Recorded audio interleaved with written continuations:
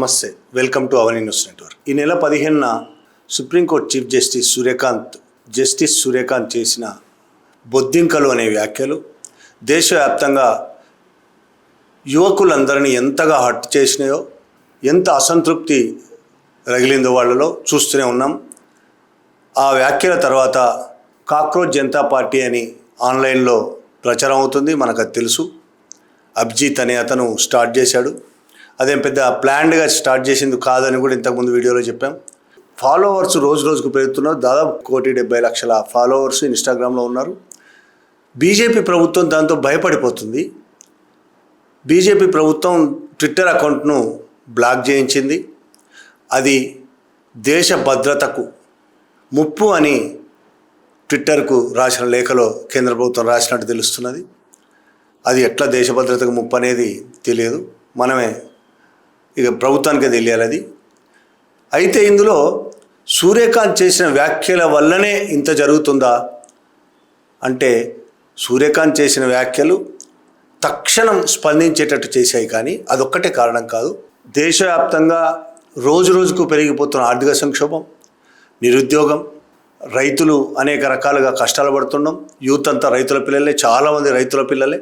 ఇక రకరకాల దేశంలో ఉన్న రకరకాల సమస్యలతో చాలా కాలంగా 12 ఏళ్లుగా బీజేపీ ప్రభుత్వం అనుసరిస్తున్న అణిచివేత ధోరణి, అలాగే విద్వేషం రెచ్చగొడుతున్న ధోరణి యూత్లో చాలా వ్యతిరేకత పెంచుతుంది. తక్షణం సూర్యకాంత్ చేసిన ఈ వ్యాఖ్యలు అలా ఒక రకంగా ఆన్లైన్లో తమ అసమ్మతిని తెలియజేయడానికి ఉపయోగపడుతున్నది. నిజంగా ఇది ఆన్లైన్ ఉద్యమం అందామా? ఇది నిజంగానే ఉద్యమం అయితే ఆన్లైన్ల వరకే పరిమితం అవుతుందా? రోడ్డు మీదకి వస్తుందా? వెంటనే ఏం చెప్పలేం. కానీ సూర్యకాంత్ ఈ విధంగా వ్యాఖ్యలు చేయడం ఇది మొదటిసారి కాదు అనేది మనం అర్థం చేసుకోవాలి. జస్టిస్ సూర్యకాంత్కి ఈ రకమైన అభిప్రాయాలు ఏవో కొత్తగా వచ్చినాయి కాదు. అప్పుడు ఆవేశంతో ఏదో ఒక జూనియర్ లాయర్ మీద ఆవేశంతో అరిచిన అరుపులు కాదు అవి. ఆ కేసు ఏంటి? ఆ రోజు మనకు చాలామందికి తెలుసు ఆ కేసు. ఒక సీనియర్ లాయర్గా తనను గుర్తించాలని వేసిన కేసు. దాని సందర్భంగా ఆయన నిరుద్యోగ యువకుల్ని చాలా ఇష్టం వచ్చినట్టు మాట్లాడాడు.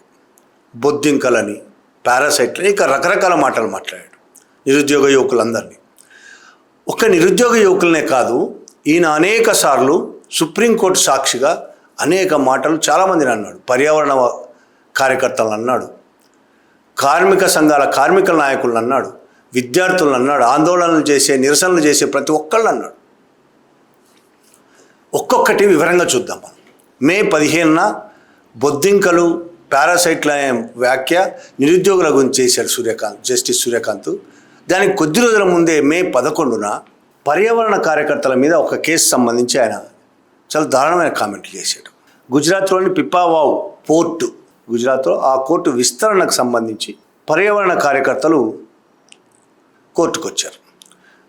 దాని విస్తరణ, ఆధునీకరణ, దానికి environmental and coastal regulation zone క్లియరెన్స్ను ఇవ్వడాన్ని సవాల్ చేస్తూ పిటిషన్ వచ్చింది. ఆ విధంగా ఇవ్వడం వల్ల పర్యావరణానికి ఎంత నష్టం, ప్రజలకు ఎంత నష్టం జరుగుతుంది, ఆ వివరాలతో సహా కోర్టులో పిటిషన్ వేశారు. ఆ పిటిషన్ సందర్భంగా ఆ పిటిషన్ ఏం తీర్పిచ్చాడు తర్వాత విషయం. కానీ ఆయన చేసిన కామెంట్లు, ఈ దేశంలో పర్యావరణవేత్తలు, పర్యావరణ కార్యకర్తలు సపోర్ట్ చేసిన ఒక్క ప్రాజెక్ట్నైనా చూపించండి, మేము ఈ ప్రాజెక్టును స్వాగతిస్తున్నాం, ఇది దేశాభివృద్ధికి ఉపయోగపడుతుంది అని ఏ పర్యావరణ కార్యకర్త అయినా ఒక్క ప్రాజెక్ట్ గురించి అయినా మాట్లాడా?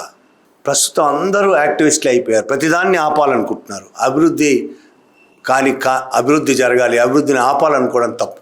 ఈ దేశంలో ఫైల్ చేసే లిటిగేషన్లు ఎక్కువగా డెవలప్మెంట్ ప్రాజెక్టులను ఆపడానికే. అంటే ఈ దేశంలో కోర్టుల్లో ఫైల్ చేసిన లిటిగేషన్లు ఎక్కువగా డెవలప్మెంట్, అభివృద్ధి ప్రాజెక్టులను ఆపడానికే చేస్తున్నారు. మీరు పోర్టుల విస్తరణ కూడా జరగనివ్వడం లేదు. దేశ అభివృద్ధి ఎలా జరుగుతుంది?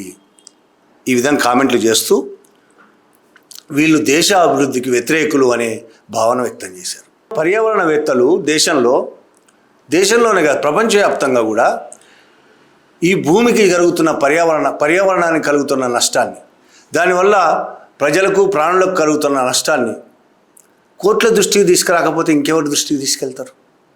ఒక ప్రాజెక్టు కట్టడం వల్ల కార్పొరేట్లకు లాభాలు చేకూర్చే ప్రాజెక్టులే కడతారు. పెద్ద పెద్ద ప్రాజెక్టులన్నీ అవే. ఏవో ప్రభుత్వ ప్రాజెక్టులు కాదు మన దేశంలో అయితే ఒకప్పుడు కట్టేవాళ్ళేమో ప్రభుత్వం, కార్పొరేట్లకు. అదాని పోర్ట్లు అంటే అదానివి మొత్తం. మరి ఆ పోర్ట్ ఎవరిదో? సహజంగా అదానిది అయి ఉంటుంది. దేశంలో పోర్ట్లన్నీ అదానికి అప్పచెప్పేశారు. ఆ ప్రాజెక్టు మరింత విస్తరణ, దానివల్ల జరుగుతున్న పర్యావరణ నష్టాలు, దానికి పర్యావరణ నష్టాలు ఏం జరుగుతున్నాయి ఏంది తర్వాత విషయం, అదొక చర్చ, దాని గురించి మాట్లాడుకోవచ్చు. కానీ పర్యావరణ నష్టాలను కోర్టు దృష్టికి తీసుకురాకపోతే ఇంకెవరి దగ్గరికి పోవాలి? వాళ్ళు రోడ్డెక్కి పోరాడాలన్నా రోడ్డెక్కి పోరాడితే దాన్ని కూడా ఒక కామెంట్లు చేస్తుంది. అది కూడా సరైనది కాదు మీ దృష్టిలో. దీని మీద అయిన ఈ విధమైన కామెంట్లు చేస్తే దాదాపు 72 మంది లాయర్లు, లా స్టూడెంట్స్, ఫ్యాకల్టీలు, రీసెర్చర్లు ఒక ఓపెన్ లెటర్ రాశారు సిజేఐకి. ఇటువంటి అన్యాయమైన వ్యాఖ్యలు వెనక్కి తీసుకోండి అని. ఈ దేశం బాగు కోసం, ప్రజల బాగు కోసం, ప్రజలు బతికుండాలని. కార్పొరేట్లు మాత్రమే బతుకుంటే దేశం కాదు, అది ఉపయోగం ఉండదు దేశానికి. ప్రజలు బతికుండాలి. 140 కోట్ల 150 కోట్ల ప్రజలు, వాళ్ళ కోసం దేశం ఉంది. 4-5 అదాని అంబానీల కోసం కాదు ఈ దేశం. అభివృద్ధి అంటే ప్రజల అభివృద్ధి. అభివృద్ధి అంటే కంపెనీలు కట్టేసి పొల్యూషన్ మొత్తం ప్రజల మీదకి వదిలేయడం, పంటలు పండకుండా చేయడం, ఇది కాదు అభివృద్ధి అంటే. సముద్రాన్ని సర్వనాశనం చేసి దేశాన్ని ఇబ్బందుల పాలు చేయడం, ఇది కాదు అభివృద్ధి అంటే. ప్రజలు కదా అభివృద్ధి చెందాలి. అట్లా అభివృద్ధి కోసం నిజంగా వాళ్ళు చేస్తున్న దేశ అభివృద్ధి కోసం, ప్రజల అభివృద్ధి కోసం. అభివృద్ధి అంటే ఏంటి? ప్రజల ఆనందంగా, హ్యాపీగా, ఆకలి లేకుండా, సమస్యలు లేకుండా బతకడానికే కదా ప్రజలు. దానికోసమే కదా ప్రభుత్వాలు ఉన్నాయి, కోర్టులు ఉన్నాయి కూడా దానికోసమే కదా. అలా బతకడానికి ఇబ్బందులు కలిగిస్తున్న కార్పొరేట్ కంపెనీల వ్యతిరేకంగా పర్యావరణవేత్తలు వస్తున్నారు. పర్యావరణానికి వాళ్ళు నష్టం కలిగిస్తున్నారు కాబట్టి వాళ్ళ మీద సిజేఐ మే 11న చాలా దారుణమైన కామెంట్లు చేశారు. జనవరి 29వ తారీఖున ఇంకోటి, ఇది కార్మిక సంఘాల మీద. ఈ కేసు కూడా ఏంటి? డొమెస్టిక్ వర్కర్స్కు సంబంధించిన కేసు. ఇళ్లల్లో పనిచేసే కార్మికులు, ఇళ్లలో పనిచేసే పని మనుషులు అంటాం మనం. ఆ డొమెస్టిక్ వర్కర్స్ వేతనాలు పెంచాలని, వాళ్లకు సంక్షేమ చర్యలు అమలు చేయాలని, ఈ డిమాండ్తో సుప్రీంకోర్టుకి వెళ్ళారు కొంతమంది కార్యకర్తలు. కార్మికుల కోసం పనిచేసే కార్యకర్తలు వెళ్ళారు. కొంతమంది వర్కర్స్ కూడా ఉన్నారు అందులో. ఇళ్లలో పనిచేసే పని వాళ్ళు కూడా ఉన్నారు. కోర్టుకు వెళ్ళిన వాళ్ళు, మీరు సంక్షేమ చర్యలు చేపడతారా లేదా, వేతనాలు పెంచుతారా లేదా, అది కదా చర్చించాల్సింది కోర్టులో. వేతనాలు పెంచకపోవడం ఎందుకు కరెక్ట్, ఎందుకు పెంచొద్దు అనేది చెప్పాలి. పెంచితే ఎందుకు పెంచాలో చెప్పాలి. సంక్షేమ చర్యలు అవసరం లేదు అంటే అవసరం లేదని చెప్పాలి. కానీ ఏం కామెంట్లు చేశారు? ట్రేడ్ యూనియన్ల వల్ల భారతదేశంలో అభివృద్ధి కుంటుపడుతోంది, పరిశ్రమలు మొత్తం ట్రేడ్ యూనియన్ల వల్లనే మూసేసుకపోతున్నారు. ఇది ఆయన కామెంట్. అంతేకాదు, ఇప్పుడు ఈ డొమెస్టిక్ వర్కర్స్ ఇళ్లలో పనిచేసే వాళ్ళ వేతనాలు నిర్ణయిస్తే వాళ్ళను పనిలో పెట్టుకునే వాళ్ళు వెనకడిగేస్తారట. అరే, వాళ్ళకు అవసరమైనంత జీతం పెంచితే 1000 రూపాయలు వస్తున్న వాళ్ళకు 1200, 1300 పెంచి 200, 300 పెంచితే పని చేయించుకునే వాళ్ళు చేయించుకోవడం మానేస్తారట. అంతేకాదు, ప్రతి ఇల్లు కోర్టు కేసులో యుద్ధభూమిగా మారుతుందట అప్పుడు ప్రతి ఇల్లు. అరే, ఏంటి కామెంట్లు? ఈ ట్రేడ్ యూనియన్ నాయకులు పనిచేయడానికి ఇష్టపడరు. వీరు దేశంలో పారిశ్రామిక అభివృద్ధిని ఆపడానికే ఉన్నారు. ఇది ఆయన కామెంట్. వీళ్ళ వల్ల అభివృద్ధి ఆగిపోతుంది, వీళ్ళ వల్ల పరిశ్రమలు ఆగిపోతున్నాయి, వీళ్ళు అభివృద్ధి ఆపడానికే ఉన్నారు. అలాగే డొమెస్టిక్ వర్కర్స్ అంటే ఇళ్ళల్లో పనిచేసే వాళ్ళ జీతాలు కొంచెం పెంచినా సరే వాళ్ళకి పనులే ఉండకుండా పోతాయి. పనులు చేయించుకునే వాళ్ళు చేయించుకోరు. అది కాకుండా ప్రతి ఇల్లు కోర్టు కేసులో యుద్ధభూమిగా మారిపోతుంది. ఏం కామెంట్లు ఇవి? వాళ్ళు అడుగుతున్నది లక్షల రూపాయలు కాదు, వాళ్ళు అడుగుతున్నది వాళ్ళ పనికి తగ్గ, శ్రమకు తగ్గ వేతనం అడుగుతున్నారు. శ్రమకు తగ్గ వేతనం అంటే 10 ఏళ్ల క్రితం ఇచ్చిన 1000 రూపాయలు ఇప్పుడు ఇస్తామంటే, లేకపోతే 10 ఏళ్ల క్రితం చేసిన సంక్షేమమే ఉండదు. పని మనుషులకు ఏ సంక్షేమం ఉండదు. నిజం చెప్పాలంటే పని మనుషులకు ఇచ్చే జీతం తప్ప 1000 రూపాయలు, 800, 1200, 1500 హైదరాబాద్ లాంటి చోట్ల అయితే, ఇంకొన్ని చోట్ల సిటీస్లో ఇంకొద్దిగా ఎక్కువ ఉండొచ్చు. ఆ సిటీ ఖర్చులకు అనుగుణంగా వాళ్ళ కుటుంబాలను పోషించుకోవాలి, దీని మీద ఆధారపడే. వాళ్ళ పిల్లలను చదివించుకోవాలి, దీని మీద ఆధారపడే. ఒక 3-4 ఇళ్లలో పనిచేసే వాళ్ళు నెలంతా కష్టపడితే ఎంత సంపాదిస్తారు? మా అంటే 10-12 వేలు సంపాదిస్తే చాలా ఎక్కువ. అది సరిపోతుందా లేదా అని కదా ఆలోచించాలి. హైదరాబాద్లో బతుకుతున్న ఒక పని మనిషి కుటుంబం, ఆ కుటుంబం బతకడానికి వాళ్ళ కిరాయి, ఇంటి కిరాయికి, వాళ్ళ పిల్లల చదువుకి, వాళ్ళు బతకడానికి, వాళ్ళ మెడిసిన్స్కి, అనారోగ్యం పాలైతే మెడిసిన్స్కి వాళ్ళకి సెలవులు కూడా ఉండవు కదా.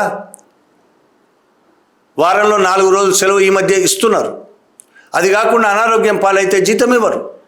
అనారోగ్యం పాలై వారం రోజులు ఇంటికి పని మనిషి రాకపోతే ఆ వారం రోజులు కట్ చేస్తారు. దాని గురించి కదా మాట్లాడాలి సుప్రీంకోర్టు. దేశవ్యాప్తంగా, ఒక్క హైదరాబాద్, ఢిల్లీ, ముంబైగా దేశవ్యాప్తంగా పని మనుషులకు సంబంధించిన సమస్యల మీద కదా వాళ్ళు వెళ్ళారు. దాని గురించి మాట్లాడకుండా వాళ్ళకు వేతనాలు పెంచితే, లేకపోతే సంక్షేమం అమలు పరిస్తే రోజు ఇళ్లలో కొట్లాటలే ఉంటాయి. ఏంది, ఏం మాటలు ఇవి? కార్మిక సంఘాలని దేశాభివృద్ధికి అంటే కార్మిక సంఘాలను ఇప్పటికే చట్టాలు మొత్తం నిర్వీర్యం చేశారు. బీజేపీ వచ్చిన తర్వాత చట్టాలను మొత్తం రద్దు చేసి కోడ్లను ఒక 4 కోడ్లను పెట్టారు. యాజమాన్యానికి మద్దతుగా ఉన్నాయి తప్ప 4 కోడ్లు కార్మికులకు ఏమాత్రం ఉపయోగపడే విధంగా లేవు.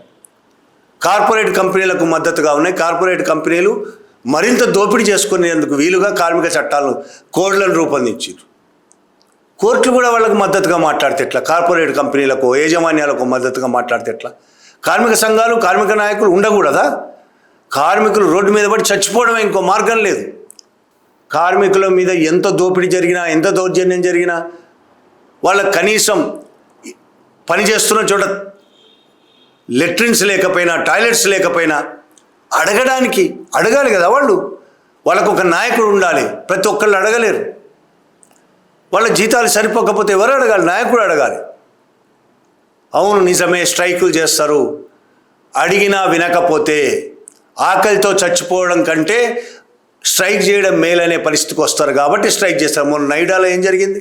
అక్కడ నాయకుడు కూడా లేడు, కార్మిక సంఘాలు కూడా లేవు, కార్మికులందరూ తిరగబడ్డారు. అట్లా కాకుండా ఆర్గనైజ్డ్గా చేస్తే మరింత పర్ఫెక్ట్గా ఉంటుందనే ఉద్దేశంతో కార్మిక సంఘాలు పనిచేస్తున్నాయి. కార్మిక సంఘాలని ఈ విధంగా విమర్శలు చేసి భారతదేశాన్ని ఎవరి కోసం కోర్టులు పనిచేస్తున్నట్టు? ఇప్పుడు పర్యావరణవాదులకు వ్యతిరేకం, పర్యావరణ నాశనమైనా పర్లేదు, కార్మికులకు, కార్మిక సంఘాలకు వ్యతిరేకం. ఇంకెవరికి సపోర్టు? విద్యార్థులకు, అధ్యాపకులకు, వాళ్ళకు ఆందోళన చేసే వాళ్ళకు కూడా అట్లే మాట్లాడితే ఎట్లా? 2025 మార్చి 3 మరొక కేసు. ఇది జర్నలిస్టుల మీద కామెంట్, భావ ప్రకటన స్వేచ్ఛ మీదనే కామెంట్. ఇది రాజ్యాంగం ఇచ్చిన భావ ప్రకటన స్వేచ్ఛకు వ్యతిరేకమైన కామెంట్. బీర్ బిసాబ్ అనే కేసు నడుస్తున్నది. బీర్ బిసాబ్ అనేది పాపులర్ యూట్యూబర్. అతను రణవీర్ అలాబాడియా అతని పేరు. అతని షో ఉంది, ది రణవీర్ షో. దాని మీద నిషేధం విధించారు. ఆ నిషేధాన్ని సవాల్ చేస్తూ వచ్చింది పిటిషను.